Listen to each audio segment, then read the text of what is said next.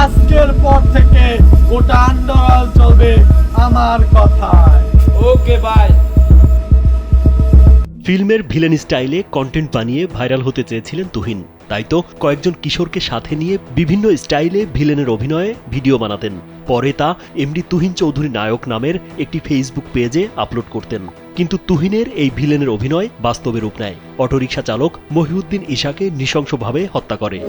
এই দিন আমারও আসবে, অপেক্ষা শুধু সময়ের। টিকটক ভিডিও বানানোর কথা বলে অটোরিকশা চালক মহিউদ্দিন ঈশাকে নির্জন স্থানে নিয়ে যায় দুই যুবক, যার মূল পরিকল্পনাকারী মোহাম্মদ তুহিন ও তার সহযোগী মোহাম্মদ নাহিদ। অটো ছিনতাইয়ের উদ্দেশ্যে এ হত্যাকাণ্ড ঘটায়। তবে হত্যায় অংশ নেয়া নাহিদ নামের একজন স্বীকারোক্তিমূলক জবানবন্দিতে বলেছেন মাত্র 300 টাকার জন্য তাকে হত্যা করা হয়। জিজ্ঞাসাবাদে সে বলে যে হ্যাঁ, আমরা এই কাজটা করছি, আমি আমার টিকটকের জন্য এটা নিয়ে গেছিলাম, আমরা এটা আমাদের তুহিন আমাকে বলে যে এটা আমরা খেয়ে ফেলবো, এটা আমার নিয়ে বিক্রি করে দিয়ে তারপর আমরা কয়েকদিন ভালো করে চলবো আর কি।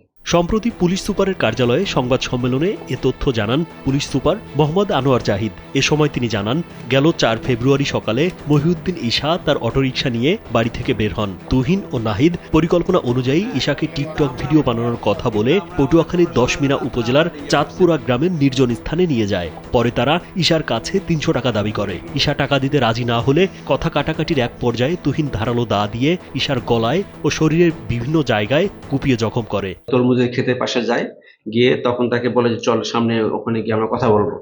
টঙের ঘরে ওখানে গিয়ে তখন তাকে বলে যে তোর কাছে 300 টাকা আছে, আমাকে দে, আমি তোকে ইয়েতে গিয়ে দেবো, শহরে গিয়ে দেবো। তোকে আমি কেন টাকা দেবো? তখন ওখানে দা ছিল, দা দিয়ে ওই তুহিন তাকে বিভিন্নখানে কোবানোর পর ওখানে কোবানোর পর্যায়ে তখন ওখানে নাহিদ ছিল, নাহিদকে বলে যে তুই ফেসে গেছিস, এখন তুই ইয়েটা ধর, দুইটা পা ধর, আমি ফাইনাল ইয়ে করে দিই। পরে দুইটা পা ধরার পরে তার এক কোবায় একদম এক বিচ্ছিন্নভাবে মৃত্যু নিশ্চিত করে।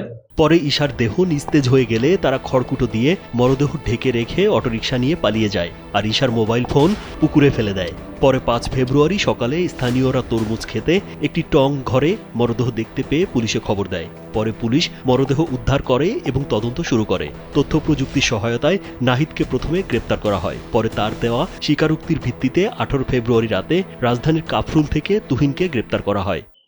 মৃত্যু নিশ্চিত করার পর ওরা যখন অটোটা নিয়ে আসবে, এই অবস্থায় ছেলেটার যে ভিকটিম মহিউদ্দিন ঈশা, তার আর কি ওই যে এই অটোর চাবিটা ওখানে পোয়ালের মধ্যে কোথাও ইয়ে হয়ে গেছে, মিসিং হয়ে গেছে। অনেক খোঁজাখুঁজি করছে, এরপর তারা আর ওইটা পায়নি। তারপর ওরা বলছে জাস্ট কাজটা হয়ে গেল, এখন তো অটো পাচ্ছি না। তখন তারা ওটা ওভাবে রেখে তারা চলে এসে পাশে একটা জায়গায় ওই ভিকটিমের একটা মোবাইল ছিল, ওই মোবাইলটা পুকুরে ফেলাই দিয়ে ওরা যে যার মতো করে চলে যায়। ভিক্টিমের পকেটে যে 300 টাকা ছিল, এটা 100 টাকাতে 200 টাকা নিয়ে তুহিন এবং নাহিদ চলে যায়। পুলিশ সুপার আরও জানান, তুহিন আদালতে স্বীকার করেছে অটোরিকশা ছিনতাইয়ের উদ্দেশ্যেই তারা ঈশাকে হত্যা করে। হত্যাকাণ্ডে ব্যবহৃত দা, ঈশার মোবাইল ফোন, রক্তমাখা জুতা উদ্ধার করা হয়। রাজীব বিশ্বাস, কালবেলা।